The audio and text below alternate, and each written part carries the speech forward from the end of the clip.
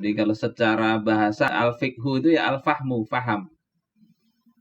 Kemudian kalau bicara istilah al-fiqh itu adalah al-ilmu bil ahkami syar'iyyah al-amaliyah. Fikih itu adalah ilmu tentang hukum-hukum syara' yang sifatnya amaliyah, praktis. Jadi bisa diamalkan, yang diistimbat atau digali dari dalil-dalilnya yang sifatnya rinci. Itu fikih. Nah, kemudian kalau muamalah itu secara bahasa itu ikut wazan mufa'alah. Amila dengan fa'ala itu sama. Maknanya adalah saling bertindak. Mufa'alah.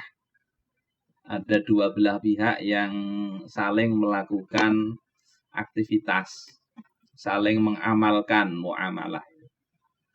Nah, kalau bicara istilah, muamalah ini adalah aturan-aturan, hukum-hukum Allah untuk mengatur manusia dalam kaitannya dengan urusan duniawi, hubungan sosial antar sesama manusia. Itu muamalah. Sehingga kalau kita bahas fikih muamalah itu sebetulnya bicara bagaimana hubungan antara manusia satu dengan yang lainnya. Nah, kalau kita lihat di sini alaqatul insan bi ghairihi minan nas. Hubungan manusia dengan yang lain. Langsung ke sini ringkasnya. Jadi kalau ada istilah akidah dan ibadah itu kan kaitannya mengatur hubungan manusia dengan Tuhan, dengan Allah Ta'ala. Jadi cakupannya akidah dan ibadah. Kalau dengan diri sendiri itu ada mencakup makanan, minuman, akhlak, pakaian. Ada fikihnya juga.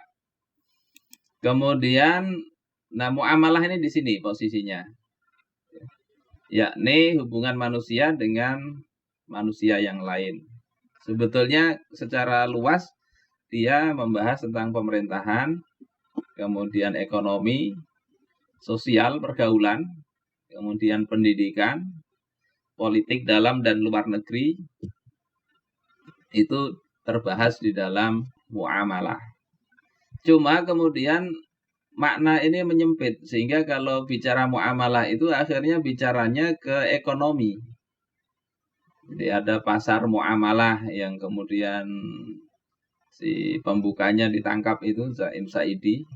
Jadi menyempit ke khusus ke ekonomi. Kalau bicara ini semua muamalah dalam arti luas, panjang benar. Bisa 3 tahun nggak cukup ini belajar ini.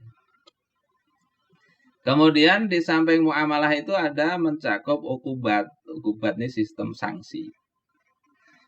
Nah, nanti yang kita bahas ini muamalah dalam artian kegiatan-kegiatan ekonomi saja.